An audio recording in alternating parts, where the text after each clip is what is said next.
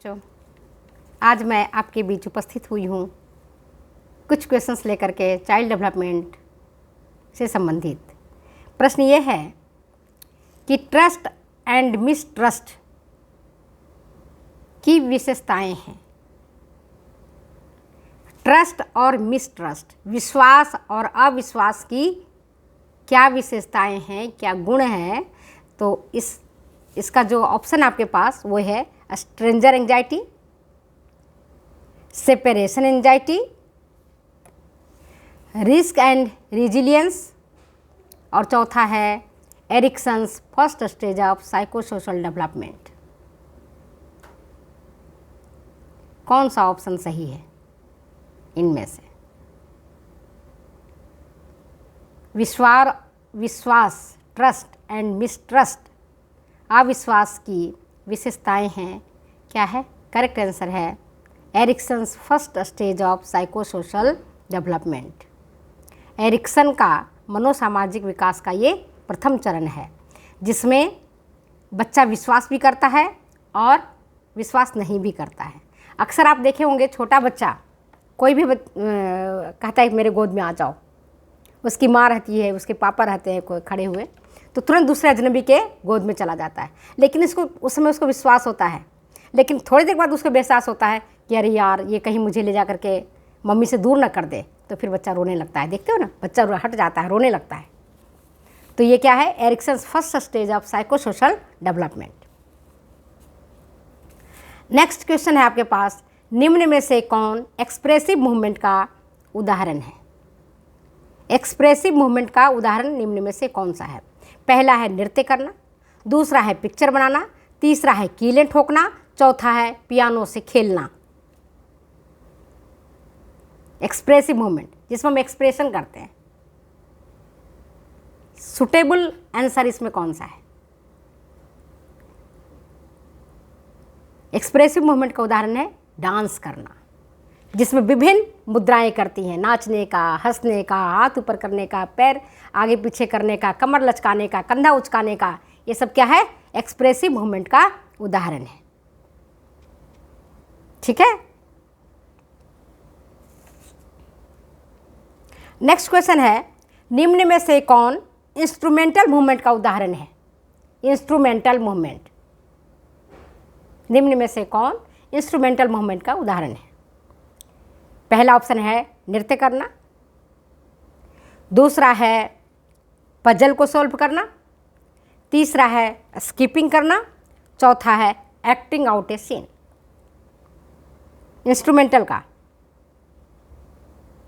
Instrumental movement का उदाहरण क्या है? पुटिंग टुगेदर ए पजल। कोई भी पजल होता है उसको सॉल्व करता है, उसको एक साथ रखता है, तो इंस्ट्रूमेंटल मूवमेंट का ये एग्जाम्पल है। नेक्स्ट क्वेश्चन आपके पास कि जो क्रिएटिव बालक होते हैं, रचनात्मक बालक होते हैं, वो क्या छाप छोड़ते हैं? उनमें कौन सा विशेषताएं पाई जाती हैं? जो बच्चे रचनात्मक होते हैं उनमें क्या गुण होता है, क्या विशेषताएं होती है? ऑप्शन है आपके पास हठी और जिद्दी होते हैं, दूसरा है आत्मविश्वासी होते हैं, तीसरा होता है उनमें बहुत उच्च ऊर्जा क्षमता होता है, और चौथा है उपरोक्त सभी विकल्प सही हैं। सही उत्तर क्या है?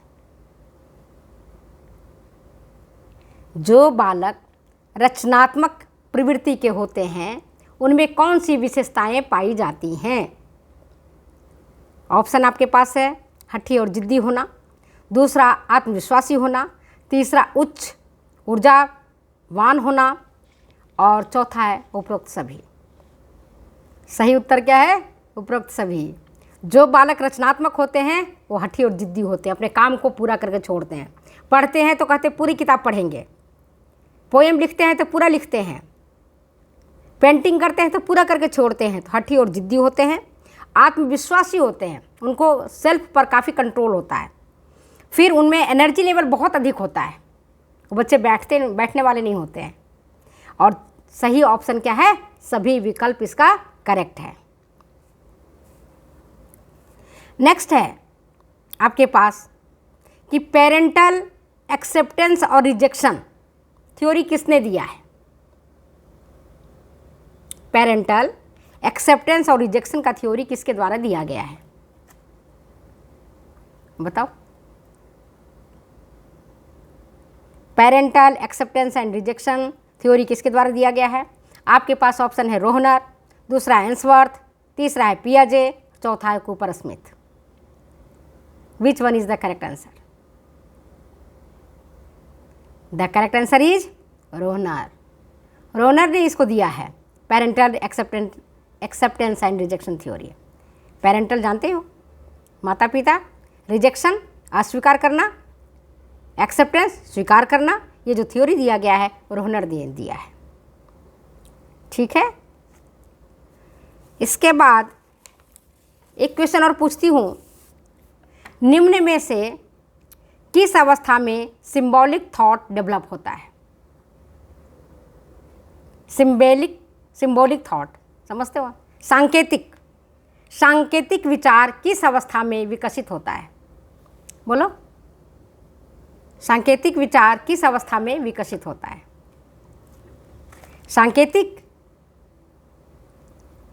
थॉट किस अवस्था में विकसित होता है? आपके पास है ऑप्शन प्री ऑपरेशन, दूसरा है सेंसोरी मोटर, तीसरा है कॉन्क्रीट ऑपरेशन और चौथा है फॉर्मल ऑपरेशन।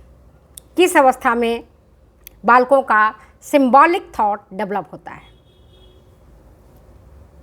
आपने सब पढ़ा होगा, पियाजे का, एरिक्सन्स का।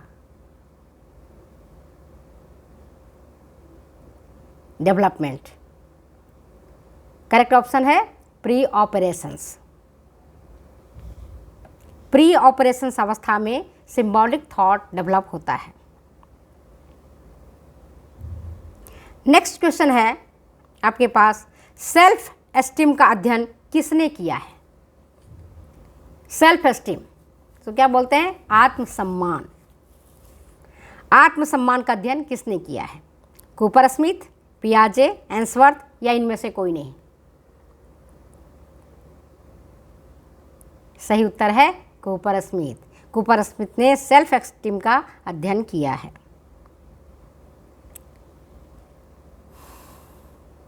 नेक्स्ट क्वेश्चन आपके पास है वो ये कि वह ग्रोथ, बालकों का वह ग्रोथ जो इंट्रायूटेराइन ग्रोथ, रिटार्डेशन या रेस्ट्रिक्शन से सर्वाधिक प्रभावित होता है, उसमें सबसे ज़्यादा कौन सा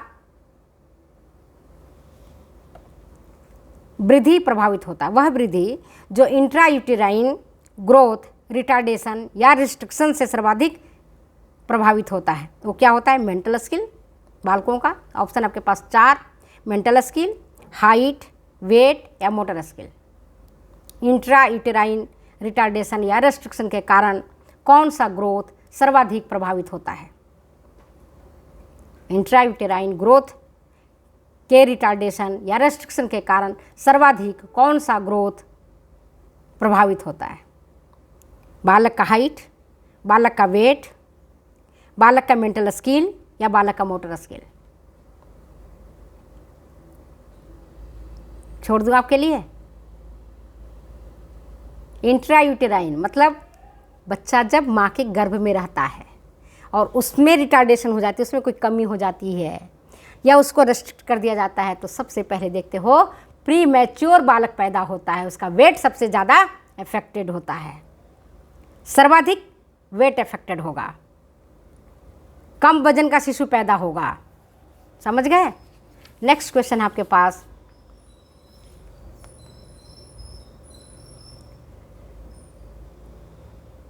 स्टिमुलस रेस्पॉन्स थ्योरीज का केंद्रीय सिद्धांत क्या है? स्टिमुलस रेस्पॉन्स थ्योरी का केंद्रीय सिद्धांत क्या है? Conditioning, experience, law of effect या परसेप्शन? सही उत्तर क्या है? बोलो। एसआर कहते हैं स्टिमुलस रेस्पॉन्स, स्टिमुलस कहते हैं उत्तेजना, रेस्पॉन्स को कहते हैं क्रिया को। तो उत्तेजना क्रिया थ्योरी का केंद्रीय सिद्धांत कौन सा है? कंडीशनिंग है, एक्सपीरियंस है, लॉ ऑफ इफेक्ट है या परसेप्शन है? सही उत्तर क्या है? कंडीशनिंग।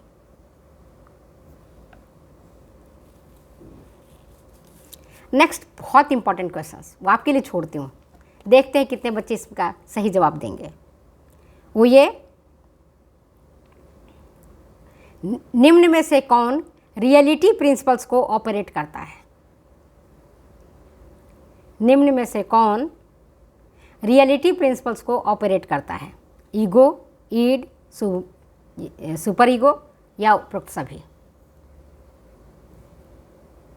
रियलिटी प्रिंसिपल को कौन ऑपरेट करता है? ईगो करता है, ईड करता है या सुपर ईगो करता है या ऑल करता है? मैं हिंट दे देती हूँ। ईगो किसको कहते हैं, ईड किसको कहते हैं और सुपर ईगो किसको कहते हैं? पढ़ा होगा आप लोगों ने, फ्राइड का सिद्धांत है, बता देती हूँ। ईगो तो हम सब कहते हैं, ईगोइस्ट है, इसमें ईगो बहुत भरा हुआ है, अहंकार भरा हुआ है।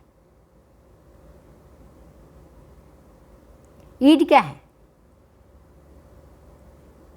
एक एग्जाम्पल से बताती हूँ। जैसे ये 14 साल का बालक या 15 साल का बालक कहीं जा रहा है, सुनसान गली है, सुनसान गली में एक सुंदर सी लड़की उसको दिखती है, एक सुंदर सी लड़की उसको दिखाई पड़ती है, बहुत सुंदर लड़की, बहुत क्यूट है, अकेली है, गली लंबी है, या कहो कि जो रास्ता जा रहा है, रास्ते में लड़की आगे से चल रही है, पीछे से कोई लड़का आ रहा है, उसकी सुंदरता को देखता है, मुग्ध हो जाता है और ये सोचता है कि लड़की तो कितनी प्यारी है, इसके साथ तो प्रेम कर लिया जाए, इसके साथ तो वो किया जाए जो नहीं करना चाहिए।